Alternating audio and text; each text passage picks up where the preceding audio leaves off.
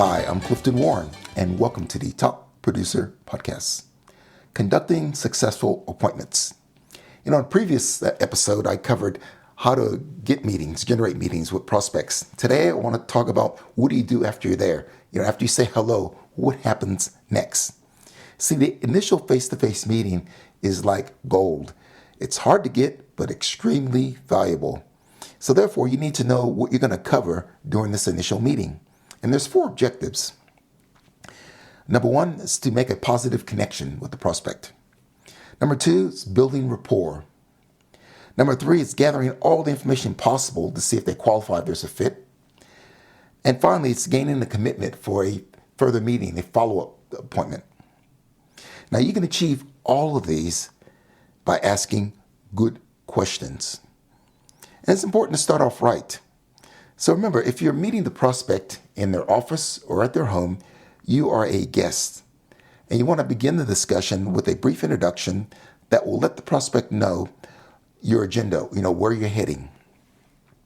And you want to use your approach, a confident approach that's not an interrogation, but you let the prospect set the pace. So for example, some prospects are fast thinkers, like to take rapid action.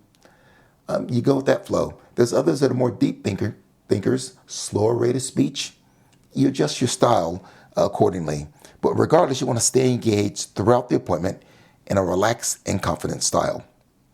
Now, if you are visiting a client's place of business and they have an operations, manufacturing or retail operations, if it's appropriate, ask for a tour. The prospect will be impressed and will usually accept the offer and show you with pride, how things work around this business. And this is a great rapport building technique that, you should use whenever possible. Remember, this is a fact-finding mission. And you want to also set the stage for the follow-up process. And you do that by asking the prospect really good questions. But remember this. If the prospect talks, they will like you.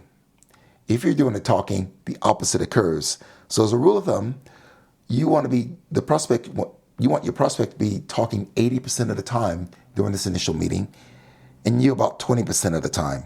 You see, this is your chance to make a good first impression and show that your experience, show your empathy, and more importantly, that you understand the prospect's needs.